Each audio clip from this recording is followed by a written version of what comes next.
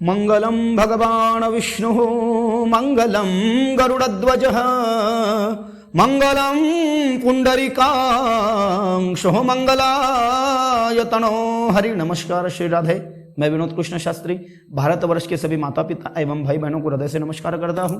आज की इस वीडियो में हम गरुड़ पुराण अंतर्गत जो प्रायश्चित्त विधान का वर्णन हुआ है उसके बारे में थोड़ी सी चर्चा करेंगे। तो बंधुओं, सबसे पहले ये जानना जरूरी है कि प्रायश्चित्त क्या है और कौन कर सकता है। तो शास्त्र में दो रास्ते बताए गए हैं, एक पुण्य मार्ग और एक पाप मार्ग। तो जाहिर है जो पुण्य करता है वो मरणोपरांत उसकी इच्छित गति को प्राप्त होता है, लेकिन जो लोग पाप से लिप्त होते हैं अपने जीवंत काल में आधी आयु तक या अंतिम श्वास तक पाप करते हैं।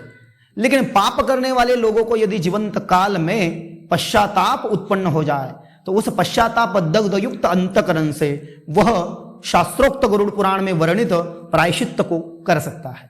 तो प्रायश्चित्त करने के लिए उस व्यक्ति को सबसे पहले चाहिए कि अच्छा मुहूर्त देखे और उस अच्छे मुहूर्त पर अपने घर पर 5, 3 अथवा 2 और 1 आचार्य ब्राह्मण को निमंत्रण करे।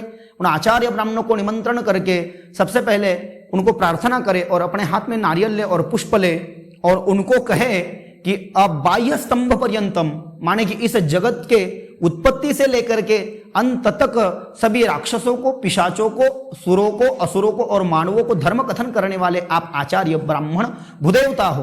ब्राह्मण यह भूदेवता है, आपका जो वाक्य है वो देवता भी मानते हैं, क्योंकि आचार्य ब्राह्मणों के वाक्य से मला हुआ जो व्यक्ति होता है वो भी पावन हो जाता है प्यारे। क्योंकि हमारे शास्त्र कहते हैं आचार्य ब्राह्मणों के दाएं कान में 7 देवों की स्थापना है। नित्य प्रति 7 देवता आचार्य ब्राह्मण के दाएं कान में प्रतिष्ठित होते हैं। ब्राह्मणस्य दक्षिणे करणे है नित्यम तिष्ठन्ति देवताः।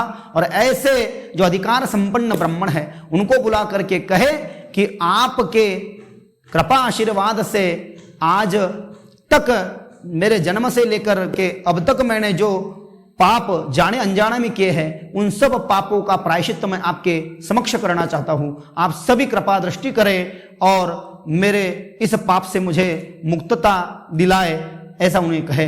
ततोपरांत इसका जो विधान कहा गया है तो गौयुक्त 2 गायों को लेकर के, माने कि गाय के जोड़ी के समक्ष यह प्रायश्चित्त किया जाता है बंधुओं।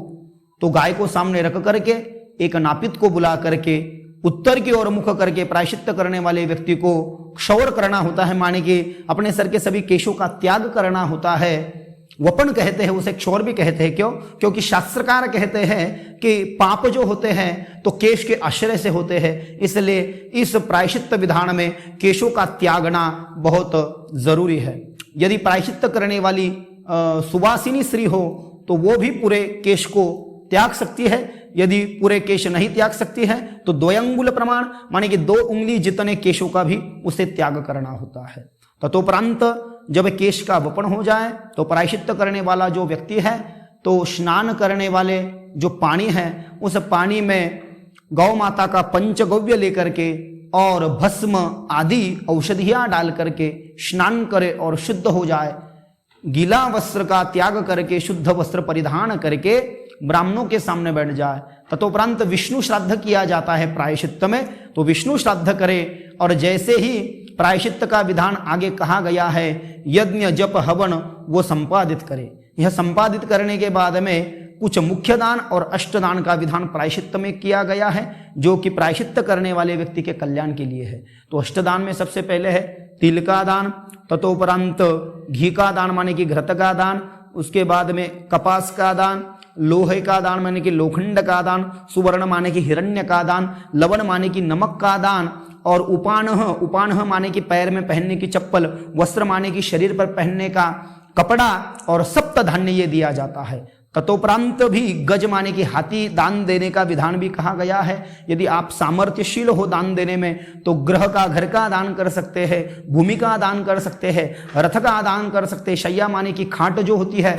उस खाट का भी दान कर सकते हैं, अज्जा विकाती माने कि बकरी और मेंढी मेंढक का भी आप दान कर सकते हैं। यह सब विधान होने के पश्चात अंत में एक बड़े पात्र में शुद्ध गाय का घी लेकर के उन ब्राह्मणों के समक्ष ही अपने उस मुख का अवलोकन उस घी में करे और उस घी का जो पात्र है उस घी के पात्र को ब्राह्मणों को दान में दे दे। तत्परांत वस्त्र अलंकार दक्षिणा सहित ब्राह्मणों की पूजा करे और ब्राह्मणों से आशीर्वचन प्राप्त करे और ब्राह्मणों को उनके सस्तान पे जाने की प्रार्थना करें। ब्राह्मण आशीर्वाद देकर चले जाने के बाद में हमको चाहिए कि वर्ष भर एक साल तक हम कोई आचार्य ब्राह्मण को सूखा अन्न, जिसे गरुड़ पुराण में अमान्न कहा गया है, वह दान दे। उदक माने कि कुंभ का दान करे, दीप का दान करे और यह प्रायश्चित का विधान होने के बाद में हमारे अंतिम श्वास तक हम ब्रह्मचर्य का पालन करें, भूमि का शयन करें,